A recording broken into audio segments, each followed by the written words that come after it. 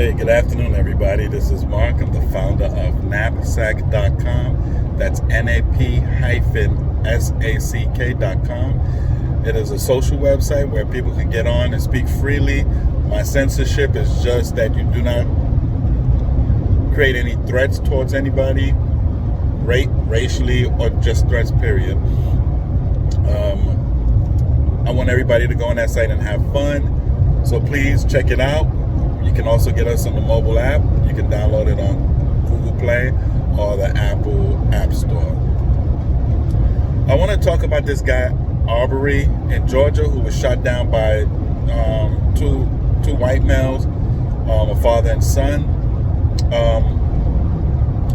So from what I learned, in the beginning, they said he was jogging, although it is funny that he was jogging with cargo pants on, but he was jogging and these white guys thought that he did some kind of crime and they shot him down. Well, now video shows that Arbery was running, did go into a home. I didn't see him steal anything, so they could have just gotten him for trespassing maybe. I mean, there's no big deal. I mean, he didn't steal anything. Maybe he should probably just stay out of private property, which, of course, that is against the law of you. And that's the only thing I see that he did. However, the two men who approached him, they called 911 to let them know that this guy was on a private property. But then they took it upon themselves to go chase him down. This reminds me of Zimmerman, even though Zimmerman was different because this kid was minding his business and he approached this kid. And the kid was staying in the same property because his father was there. They approached him, and Georgia law states that you can even follow to give a description or something, or to give the whereabouts of an individual. But once you engage, you are breaking the law. And that's what these two did. They engaged and they broke the law. Plain and simple. They deserve to go to jail. Am I going to call this a racial attack? No, because I don't know what was going through their minds. Although, you know, the media is going to spin it that way, that it's black man, white guys killed them, and now blacks are going to feel some type of way. However, like I stated to my friends, let the justice system take its course. After they did an investigation, they arrested the father and son, which was the right thing to do. And now they can bring him up on charges, especially for murder, especially after they engaged the young Mr. Arbery.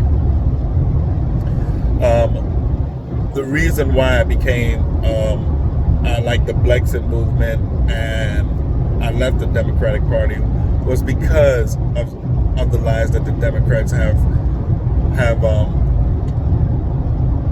told to blacks since the 70s, since the late 60s, 70s, 80s, 90s, Bill Clinton and the housing scam, how he set up black people to purchase homes, blacks, Hispanics, and whites of certain class, I guess what I want to say is economic class, to purchase homes knowing that we would fail because they attacked people who made a certain amount of income. Him and Andrew Cuomo, please let's not forget Andrew Cuomo was a part of this. They changed the laws so that way you can get a home without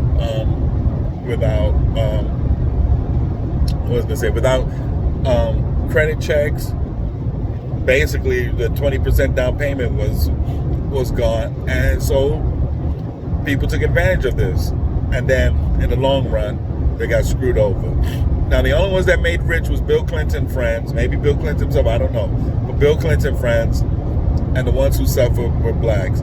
But blacks need to educate themselves on this, because if they did, they would see how time after time Democrats play us for fools.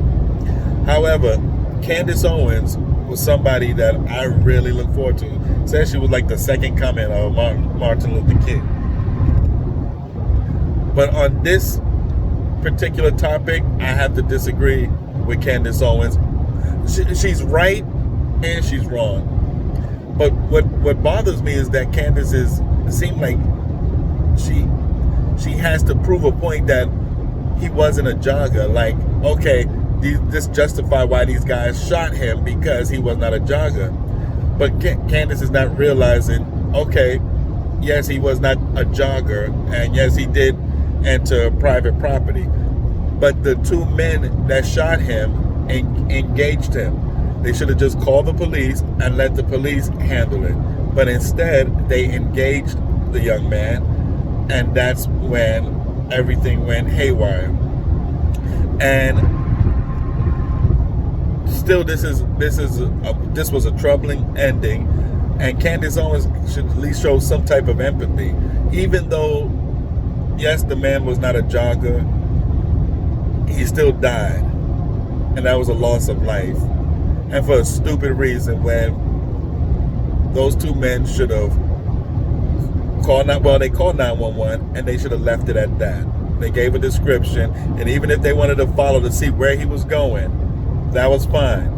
But once they engaged him with shotguns in their hands and guns, they crossed the line. And I think that's where Candace Owens is failing to realize. And she's trying to prove a point by saying that, hey, I was right. And that's another troubling thing. So I asked Candace to really look at what she's saying, because even though she is right to a certain degree, that we cannot say that this is a racist attack and the guy was not a jogger, you still cannot say that it justifies what these two guys did. It doesn't justify it at all. And those two guys are murderers. They're killers. They're criminals. As far as I'm concerned, they're criminals.